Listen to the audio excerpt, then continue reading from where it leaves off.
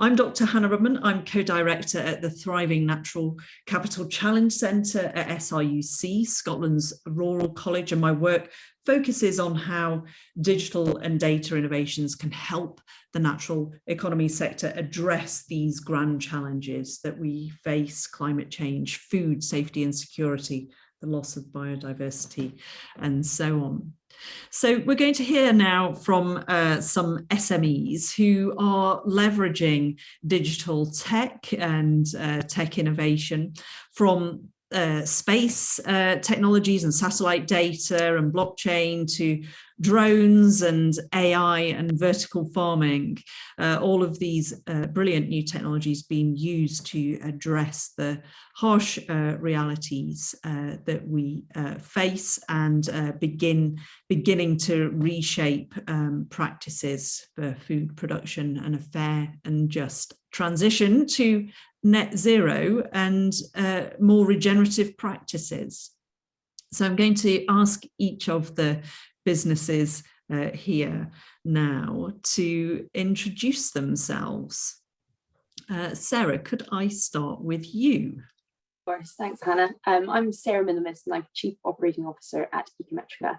So at Ecometrica, we're a sustainability software company, and we have a suite of software tools that help companies report and measure their environmental impact. So looking at their emissions across their operations, but also using satellite data to understand the kind of deeper environmental impacts that are happening at a farm or production level, such as deforestation, impacts on biodiversity and water stress.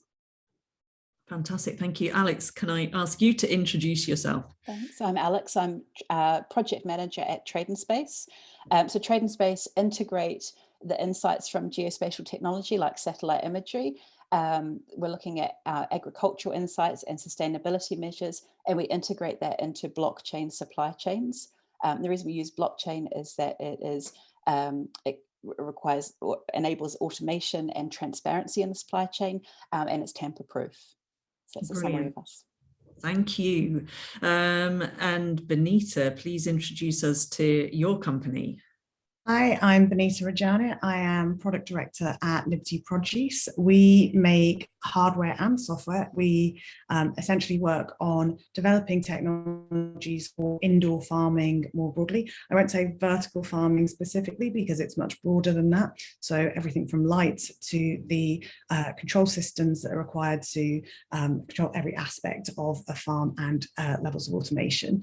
What we do is work particularly on how we reduce operational expenditure and capital expenditure so that we are creating technologies that are accessible to traditional growers as well as new technologists, and also sharing that knowledge in how to be successful with these new technologies.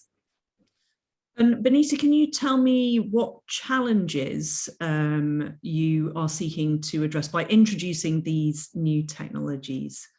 So I think that's actually probably a point that I should have started with, which the broader challenge that we're always looking at Liberty Produce, what defines everything that we do, is answering the question of how do we produce enough food to feed our planet in an equitable way and without harming the planet. So that question, that mission, is the central part of everything that we do. So when we talk about reducing capital expenditure and operational expenditure, it's very much focused on how do we actually get more people on board? How do we increase access? So that the answer also around the questions of biodiversity and also questions of ecological restoration, that can't happen unless we find alternatives. So I think the way that we think of the way that we answer this question is that we're one part of that puzzle, and seek to do is collaborate with the other part, like for example the colleagues on this call, to actually solve that question. Brilliant. Benita, you did break up a little bit there. So if that continues to happen, we'll get you to switch your video off probably, but I'll advise if that needs to happen. And the other thing that I forgot to say in my introduction was that we'll keep the flow of the panel discussion going and have questions to the panel at the end of this half hour or so of chat. So sorry for interrupting with those two things just there. We'll keep the flow going from now on. Alex, why don't you tell us what challenges Trade Space is addressing? Yeah, so we work at the intersection of Earth observation and blockchain technology.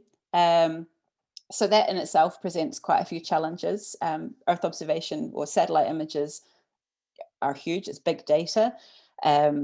And trying to integrate that into blockchain technology, which is, you know, notoriously small packets of data, presents a challenge in itself. So there's a lot of innovative thinking there, and a lot of creativity that I think comes into that. Our proprietary processes have to really adapt to the change in sizes of data. You know, we began looking at 3 coffee farms in Colombia and then 30,000 farms in Africa, and we're just starting to look at 150,000 farms in Africa. So that change in data size and flexibility is really important. And can you just explain, when you say look at, just explain, like, so we've got satellites looking at Earth. Yeah, it's a total oversimplification, sorry. So we're observing those farms and we're measuring those farms, you know, how much is growing there, what's the size of farm, how close it is to deforestation, if it's having any impact on deforestation, you know, how it sort of sits in the landscape there. So that's all of the information we're taking in, and then we're integrating that into blockchain data. So whether that's to go into a supply chain, or whether it's, you know, to prove the impact that's had and make it traceable to end consumers or to anybody within that supply chain. Okay, so through time, you're looking from space at Earth to tell what's happening around these farms, and to create that record through time, so that deforestation can be reported, or challenges like that can be dealt with. Yes, yeah, exactly. Good summary. Yeah. Brilliant. And Sarah, tell us about Ecometrica and the challenges that you're addressing. Absolutely. So a bit like Trade Space, we're using satellite data to kind of get insights and information at the farm level, the production level. Companies that we speak to, they tend to have quite complex global supply chains, and there's increasing pressure on them from consumers, from government and through legislation, about kind of being more transparent and actually disclosing what's happening. So, for example, things like the UK Environment Act, which is going to require companies to have some kind of form of due diligence on their supply chains to ensure that there's not deforestation linked to commodities that are important to the UK, is going to be quite important for companies to get a handle on that. And similar legislation is coming in the EU and North America too. So what we're doing in a similar way is using satellite data, and we're taking supply chains, which could be, you know, 100,000 areas at any one time, and overlaying that with data to get very kind of quick and rapid insights as to whether there are areas potentially at risk of having deforestation. But also beyond that kind of compliance piece, also I think companies are increasingly looking into the future and trying to understand, well, what's the slightly longer term climate risk? You know, will the cocoa that I'm growing in Ghana in this particular area still be viable in the next 10, 20 years? And that enables them to then kind of put in place different mitigation strategies and programs to ensure that, you know, whether that's kind of adaptive management for smallholders they're working with, or kind of looking at different practices and alternatives to expansion, and just sort of future-proofing those supply chains as well. Yes, I mean, that's really interesting that you brought up the kind of compliance aspect there, and that's new for companies and supply chains. So natural assets have only just begun to actually go on balance sheets. Thank goodness they finally have. But yeah, that's a kind of new and emerging compliance for all companies who are going to have to show how they behave around environmental and social issues. I mean, just talk to me, Sarah, about you've talked about the satellite data, but how do you then leverage it to change those companies' behaviours?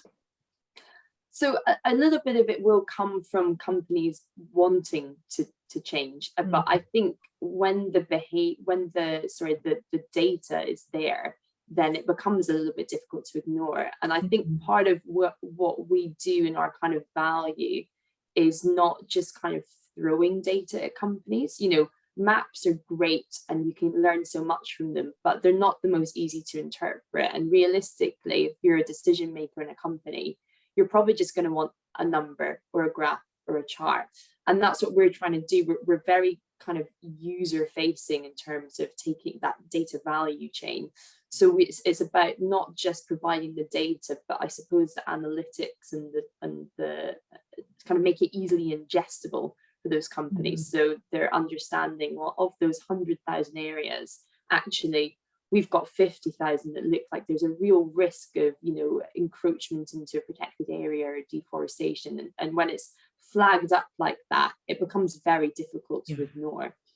Brilliant, thank you. And Alex, you were talking earlier about the trustability of data being important. Tell us a bit more about the benefits of using trustable, validated,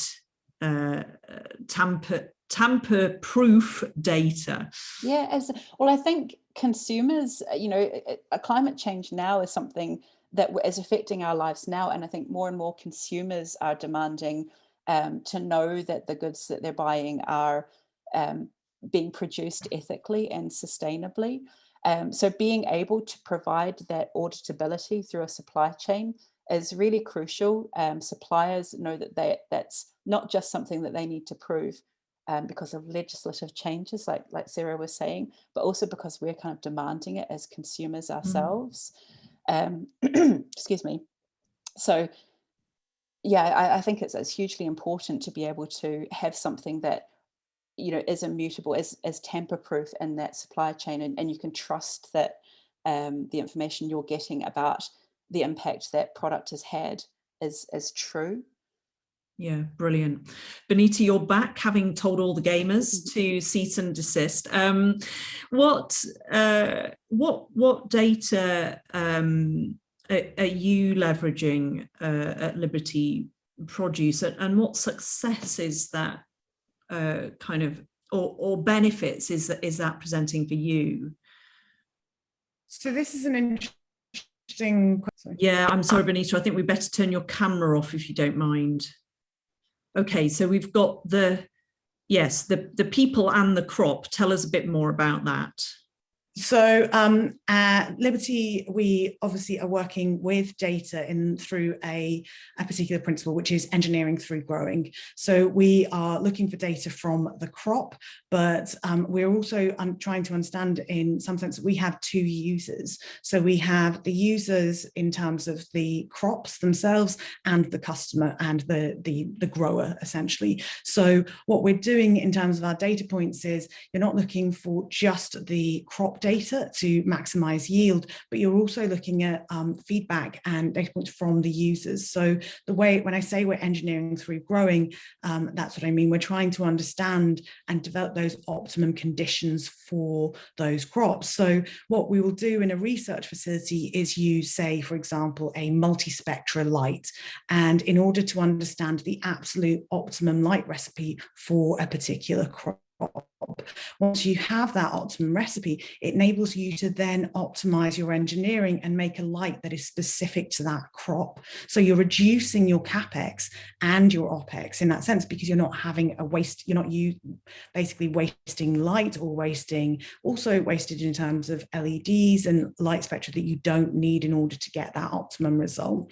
So like at the start, when I was talking about working with growers and researchers, it's absolutely essential to have that very collaborative approach in order to get that optimization. It's something that if you don't do it, you will always have waste. And the goal, as we know, is to reduce that waste. And this is a big part of also, of course, increasing accessibility. The more we can get down that capital expenditure, the more that we can get down that operational cost, the closer we are to net zero and the closer we are to ecological restoration and actually increasing access for a range of growers, not just a small demographic, into more broader sort of indoor farming and hybrid farming solutions. Brilliant, thank you for that. Let's think now about how your technologies kind of work across different industries and sectors, and how sharing that data between those different parts of sectors helps build a more resilient and fair global economy. So Benita was beginning to talk about that. Alex, do you have any examples that you could share? Yeah, absolutely.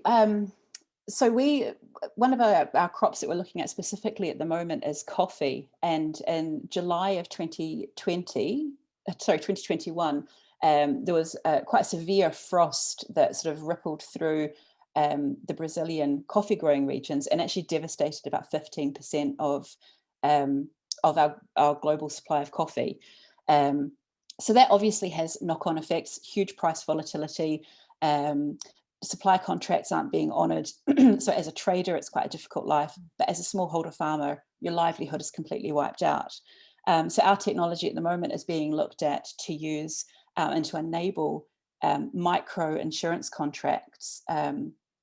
I think only 7% of smallholder coffee farms have access to insurance. So looking at using that geospatial technology, that blockchain technology, to enable micro insurance contracts is a really good use case into that kind of fintech sector, rather than sort of specifically agriculture. Oh, really interesting. And Sarah, do you have an example you could talk to? Yeah, absolutely. So part of the work that led us to this sort of monitoring deforestation in supply chains was through a project called Forest 2020. And that was really all about collaboration across different sectors and industries. So we were working in 7 countries, and the real purpose was advancing the capacity and use of Earth observation data for forest monitoring. So we were working across local governments and countries, working with sort of the Forestry Commission or ministry level, with local researchers to ensure that the data, the new tools that were being produced were actually fit for purpose for that geography, but also with local NGOs and consultants who could think about, well, how will this data actually be used? You can use it at the policy level to inform conservation policies, to report up to UNFCCC, but also for those other conservation organizations or companies or other kind of more local government institutions who need this information to make actionable decisions about how forest and land are actually being used. And that kind of understanding the kind of all of the stakeholders who still need the same information can really kind of unlock the power to it. Brilliant. All right, let's turn now to some of the themes more widely being discussed today. Examples that you've got of collaboratively innovating and some of the benefits that you found from that. Benita, do you have an example that we could talk about? Absolutely. In fact, it's interesting. From I think at the start I said that when we look at for us looking at this question of how do we solve the question of food security in an equitable and sustainable way, I think that informs everything that we do at Liberty, from our approach to collaboration to our approach to inclusion. You cannot solve this problem alone, and you cannot solve it with one demographic or one approach, for example. So even within our company, the way that we recruit, for example, and the way that we seek to retain is to go through a broad range of, for example, academic backgrounds. It can't be a single set of people. We need to have, for example, an aeronautical engineer on our team at the same time as having a plant biologist on our team. It is essential to have that range of thought, because what you're doing, especially when you're working with crops, for example, when you look at examples like this, you need to understand airflow and how that affects the integrity of the plant. So when I say I mean a really broad range of people, and you need software engineers who have a capacity for understanding plants in a completely different way. And it's just one of the things that we find again and again when we, especially as our team grows, is that the collaboration within, just on that small scale, the way that you approach problems is just almost electric. That's the only way that I can describe it, when you have those different approaches. So from our perspective, it's almost imperative. You're destined to fail if you don't collaborate, I think, is the approach that, and you don't have inclusion. That's the approach that we take. So as for examples that we use, we obviously work with Dandelion. We'll be launching that project this year on actually putting miniature farms across Scotland and in schools, because this is also about knowledge sharing. And one of the things that we see is there is a knowledge gap as well, and not just in the sense of with growers and new technologies, but actually with communities. People are seeking solutions and want to understand what the problem is, and we have to do everything we can to share that knowledge that we have. And so that's a big part of our motivating factor. We also work globally with partners in across the world, including Singapore. With the Singaporean government, we have funding in the UK as well to do these kinds of research projects. We work with different university colleges, including Writtle, to do knowledge sharing exercises, and we obviously work with the James Hutton and other breeders and big research universities, so that we can bring in that knowledge and actually answer these big questions. Brilliant, Benita. Your excitement is palpable, and I'm just going to give Alex and Sarah a chance to just chat about how you're impacting and improving things for the natural economy sector. So Alex, a few reflections from you, and then Sarah.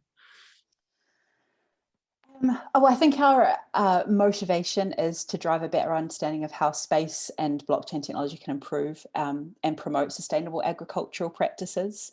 We're really starting to play a part in organizational sustainability policies that are being implemented.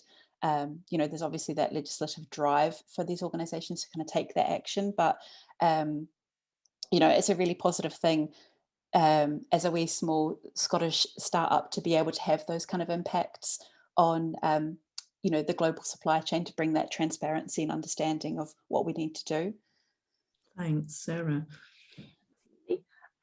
So I think with us, our approach is always to work with partners who will be providing or be the authority in what's happening in the natural economy. So, and there's been a lot of moves in the kind of commodity sector about public-private partnerships around, commitments to end deforestation, for example, the Cocoa and Forest Initiative in Ghana, Cote d'Ivoire, as an example. And our approach is to work with those governments to ensure that they have the tools and the capacity and authority to continue producing their own data. You know, it's not for a UK company or government or EU government to say where deforestation is happening. I think it's so important that the local and national governments have that capacity to use the data and manage their own resources. And then what we can do is ensure that companies are using the right data to understand what's happening in their supply chain. So it becomes, it's working in tandem and not against each other. Brilliant. All right. So final question now. Where next for Ecometrica, Sarah? Oh, I mean, the sky's the limit. I think, thinking what I would like to see, I think, is the idea that this type of satellite data and geospatial data just becomes a factor of production in companies and how they manage their operations generally. And I think where Ecometrica can and kind of will evolve is in making that as easy as possible in terms of how the kind of insights that we can take from the data and how easily they are to understand, but also how kind of ingestible and interoperable they are with other companies' existing systems and models and that kind of thing. Alex, what's the future direction for trade in space? Yeah, well, we've got a really exciting 2022 and 23 coming up. We just raised our seed round of investment last year, and we have just kicked off a project in collaboration with ESA called ORCAS, which is Orbital Coffee Asset Securitization. So it's really scaling up our proof of concept. And it's really being shaped now by environmental and sustainability use cases. So that's our 22-23, looking to recruit as well. So if anybody's looking for geospatial analyst roles or BDM or software developers, let me know. Great. And that project with ESA, the European Space Agency, sounds really exciting. European Space Agency. Vanita, what's the future direction for you? I was going to try video if that was okay. I'll see how it goes. We've got some big projects this year, particularly in Singapore, and releases of new products this year, and particularly a modular system that is designed to enable new growers or new to this market in particular to test out the systems and then basically prepare themselves to deliver proof of concept for a larger investment. So that's a big thing that we're releasing this year, and we will also be working out in Singapore and releasing that out there as well this year. I think the goal more broadly always remains the same. How do we solve that question? Who do we collaborate with, and who else can we work with to make sure that we do answer that question? How do we create food security in an equitable and sustainable way? And that's always the question we're seeking to answer. Brilliant. I think we're all in agreement and on the same mission there. So thanks so much to the panelists, to Sarah, to Alex, to Benita. And now we'll come and address the questions that have been coming in whilst the panel discussions have been going on.